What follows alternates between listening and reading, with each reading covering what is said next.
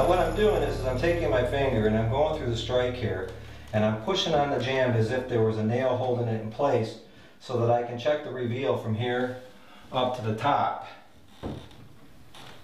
Your force of your nail is going to push the wood tighter.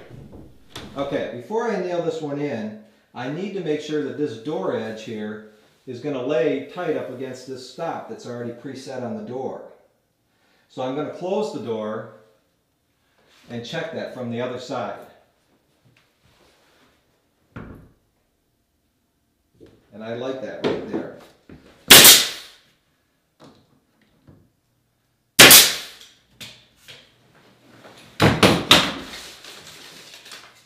Let's get a couple more shims and let's set up the bottoms. And again, put a little pressure on this shim to see what it's going to do when you actually nail it.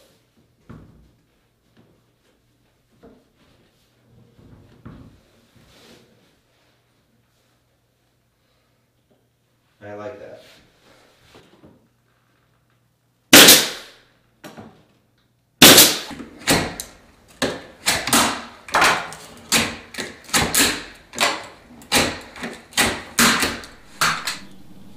Okay, we've gone ahead and shimmed out the door. I added 2 more shims here and here, the 4th and 5th shim. You can also add a shim up on the header. Now this is a small doorway. This is typically an optional shim. I like to have the flexibility without having one there, and if the header does settle, it's not going to press on the jamb. So in this case, we're going to leave the shim out of the header. Okay, now we're ready to set the casing on the doorway. Now, when we get to setting casing, we don't set casing flush with the edge of a jamb like this because the irregularities of the wood, of the finished edges or unfinished edges, are going to show imperfections. And so it's always wise to pull the casing back to an offset or a reveal. Okay, the 4-inch gauge has a 3/16 reveal built right into the side of the tool. You never have to set it, it's always on the side of the tool. Again, it's on the other edge of the tool as well, 3/16. Now, the 8-inch version carries a 1/4 inch reveal here and here. And again, you don't have to set this.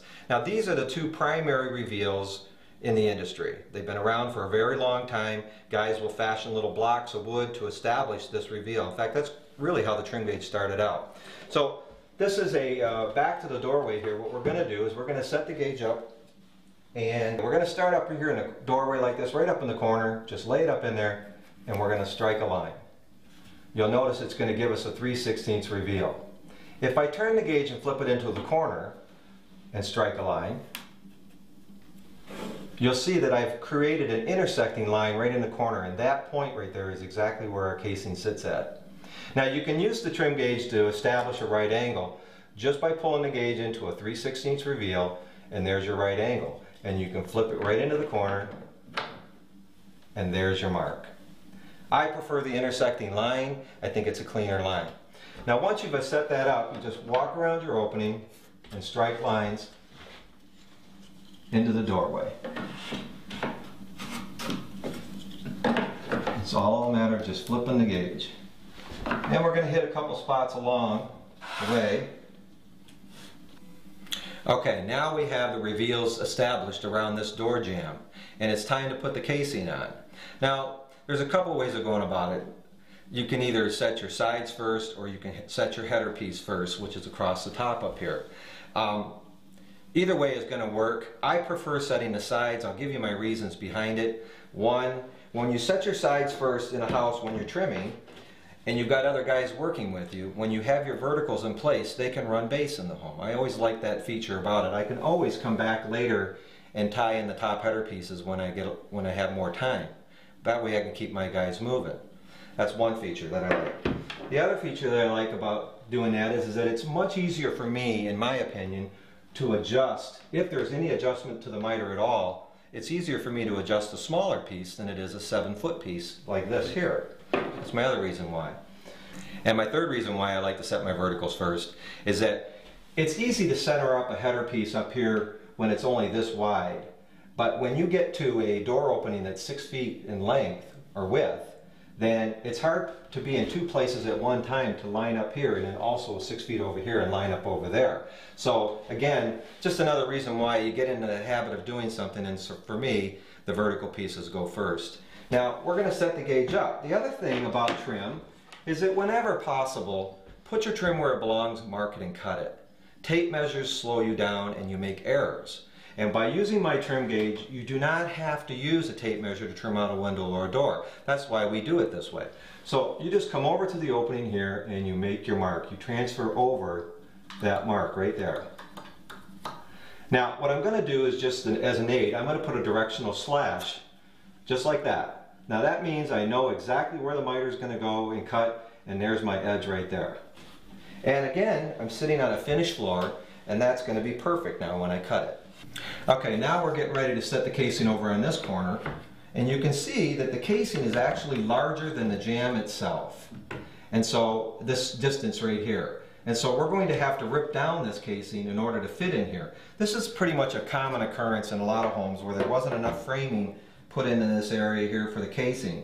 So I've already set the reveal up here in the corner, so all I'm going to have to do is just take the gauge and pick up that distance right there.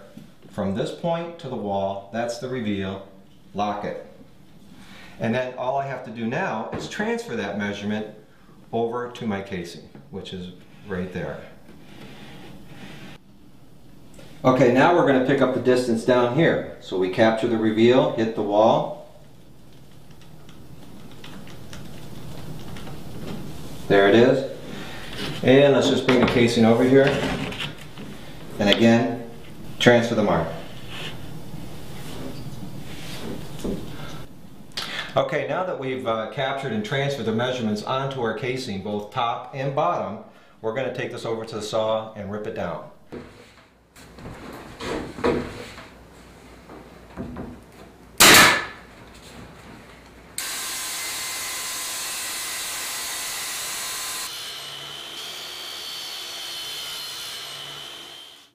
Okay, we've ripped down our casing and it's time to nail it into place.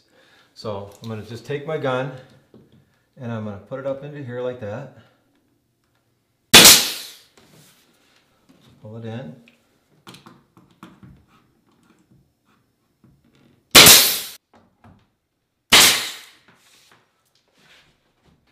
Okay, now we're ready to set our header piece of casing. Now, because we tapered down this casing here, we have to nip the corner here in order for this miter to fit in here like so. It's really very simple. All you have to do is flip your casing up, side down, point to point, and just strike a line right here. And go cut your 45.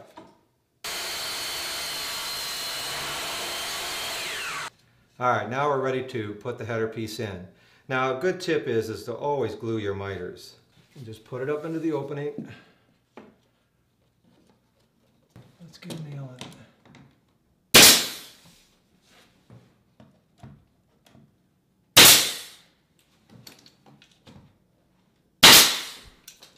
Now, I usually like to keep a little bit of a warm, damp rag around. Clean up that glue, especially if you're staining, you need to get that glue off. Last thing I want to talk about, the second nail, which puts it into the framing members around the opening. I usually like to wait until my glue sets up and then put that second nail in, because you may get some movement, and what you don't want to do is break open your miters. So wait a little bit before you do that. As you can see, the door is set. The casing is on. We didn't pull out a tape measure. All we did was capture and transfer measurements. Just by using the trim gauge, we set a reveal around the door jamb, which established the layout that we needed for the trim.